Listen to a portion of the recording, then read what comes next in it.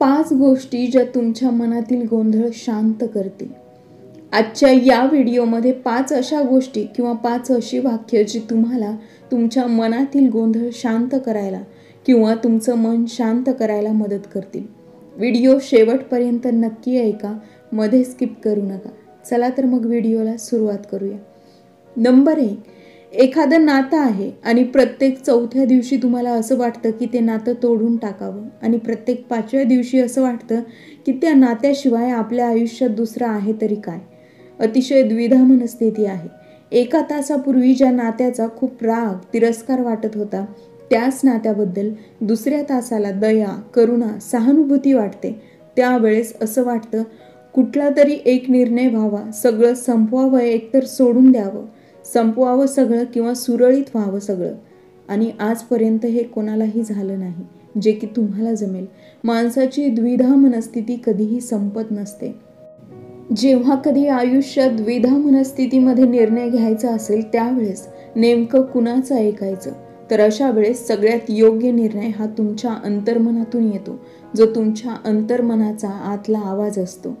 तुमच्या आतला आवाज जो निर्णय तुम्हाला देईल तो निर्णय तुमच्यासाठी योग्य असतो.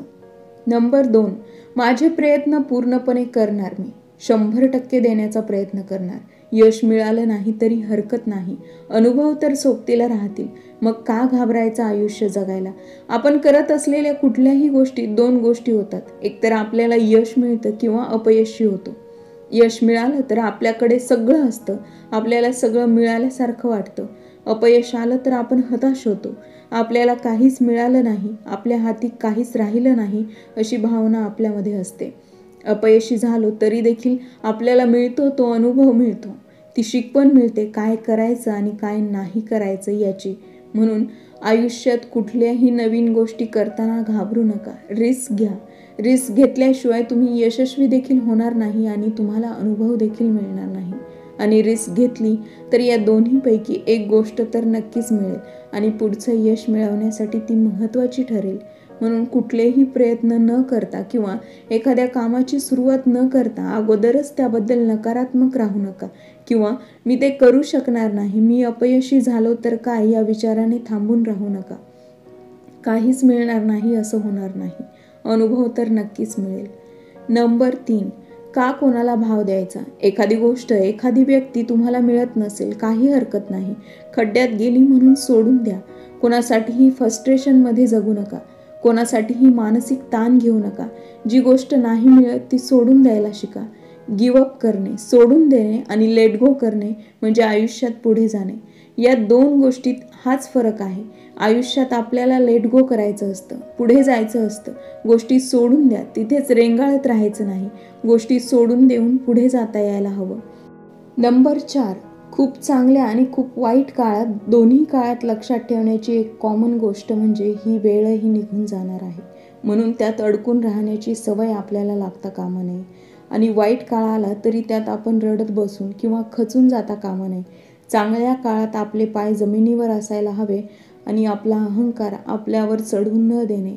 आणि वाईट काळात आपल्याला तग धरायला लावणारी, हिंमत देणारं, जगण्याचं बळ देणारं वाक्य म्हणजे ही वेळही निघून जाणार आहे. म्हणून तुमच्या चांगल्या आणि वाईट काळात हे वाक्य कायम तुमच्या लक्षात असायला हवं, जेणेकरून चांगल्या काळात कुठल्याही गोष्टीचा तुम्ही माज करू नये आणि वाईट काळात देखील तुम्हाला टिकून राहता यायला हवं.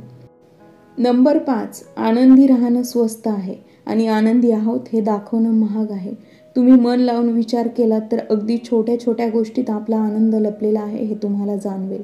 तुम्हाला पैशांची, कुठल्याही संपत्तीची गरज नसते, पण जेव्हा तुम्ही जगाला मी आनंदी आहे हे दाखवण्याचा प्रयत्न करता त्यावेळेस मात्र तुम्हाला प्रत्येक गोष्टीची किंमत चुकवावी लागते आणि तुम्हाला ते महागात पडतं.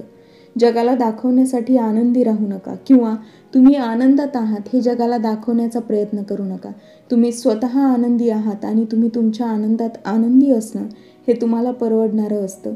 लोकांना दाखवण्यासाठी आनंद हा तुम्हाला आणि तुमच्या खिशाला परवडणारा नसतो. आनंदी राहायचं की आनंदी आहोत हे दाखवायचं हे आपल्या हातात आहे आणि ते आपणच ठरवायला हवं.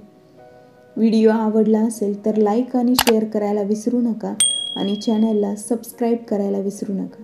भेटूया नवीन एका व्हिडिओमध्ये नवीन एका विचारासह.